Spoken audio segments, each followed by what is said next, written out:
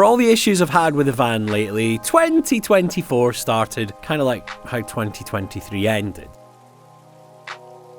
About a week into the new year, the starter motor packed in. So I got another one, got it fitted, and was back on the road again. Now thankfully, because I got the Fiesta back just before Christmas, at least I had something else to get to work in. So all was good. Until this happened. Someone in an Audi Q2 decided to give me a love tap on the Mounthooly roundabout. So yeah, great start to 2024.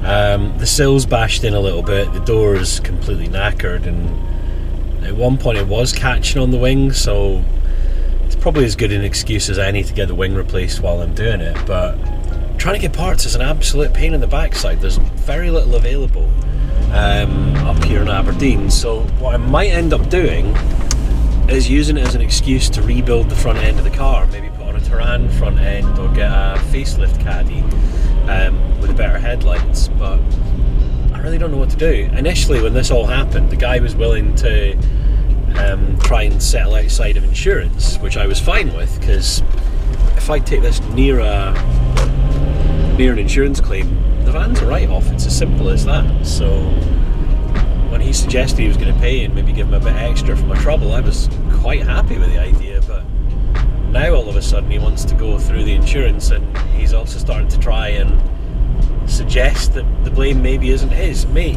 you changed lanes on a roundabout when there was a car alongside you.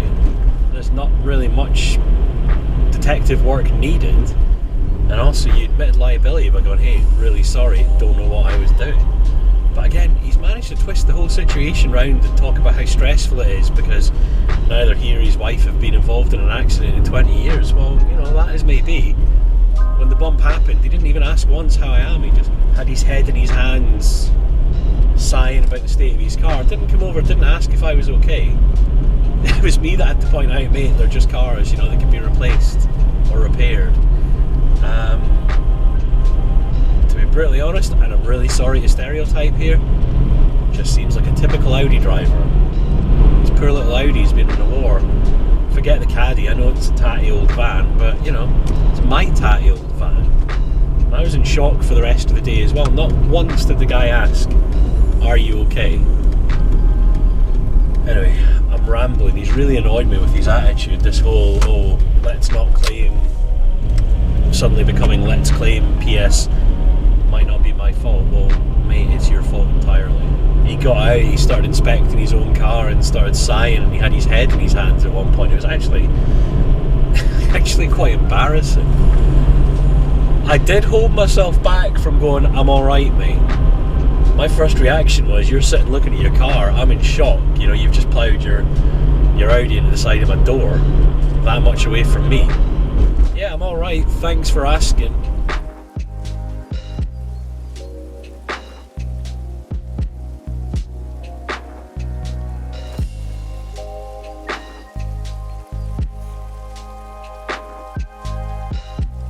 One of my colleagues pointed out, you know, you're letting the guy away with it. Well, yes and no. At the end of the day, if he would just admit liability, like he should, then yeah, I would let my insurance fight. But they've already warned me. There's a good chance if his insurance company digs their heels in, it could go 50-50. At which point, it still registers as a claim against me. So, what's the point in putting my premium up knowingly? Anyway. Means I get to do a few bits to the van, so every cloud and all that. I also know for a fact, and this is karma already, it's going to be a struggle, but still easier for me to repair the Caddy than it's going to be for him to get Q2 parts. I know for a fact he's going to struggle, and even if he can get them, I mean, he's not going to see any change of 300 quid for his bumper. So enjoy your insurance hike next year. If there's any karma in the world, that's it. I just can't believe how bad it looks.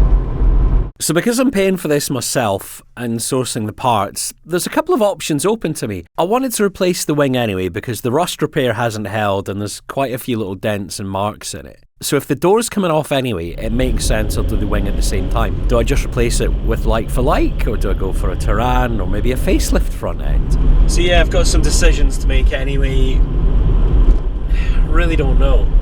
I could technically get away with just changing the door and having the sill pulled out, but where's the fun in that? I could do a Terran front end conversion. That looks straightforward enough.